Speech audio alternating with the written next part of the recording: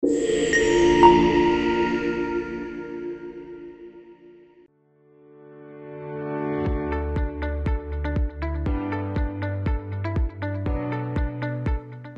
et bienvenue dans cette première vidéo sur le thème de l'identito-vigilance. Aujourd'hui, j'ai le plaisir d'être accompagnée de Mathilde Brault, qui est médecin DIM à l'hôpital Suburbain, et de Mélodie Patras-Berne, qui est responsable AFR et des secrétariats médicaux. Vous êtes toutes les deux, mesdames, référentes identito-vigilance. Est-ce que vous pouvez nous expliquer le rôle des vigilants? Oui, les vigilants ont pour mission de surveiller les événements indésirables liés aux produits de santé. D'autres vigilants sont nommés sur l'établissement, comme en hémovigilance ou en pharmacovigilance. Et la liste de tous ces vigilants est disponible sur Bluemedi et affichée dans les services de soins. Et elle est mise à jour tous les ans. Très bien. Concrètement, à quoi sert l'identito-vigilance?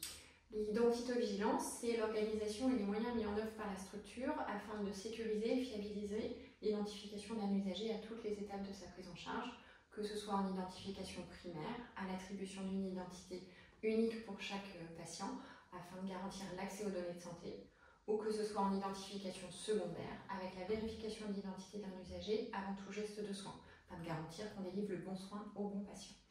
Différents documents sont élaborés et les personnels sont formés aux bonnes pratiques d'identito-vigilance. Et en tant qu'identito-vigilante, nous veillons au respect de ces règles par tous les acteurs et organisons la gestion des risques liés aux erreurs rencontrées.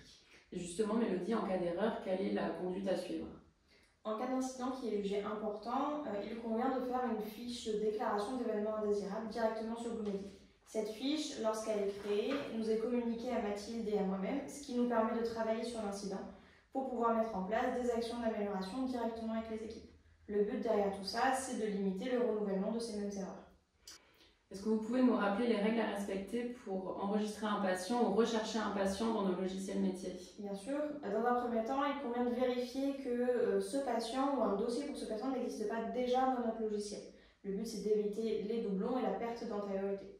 Pour ça, il convient de faire la recherche systématiquement par la date de naissance. Et on peut également rajouter la première lettre du nom si on veut pouvoir raccourcir la liste des résultats. Est-ce que vous pouvez nous rappeler, Mathilde, à quelle fréquence et comment identifier un patient?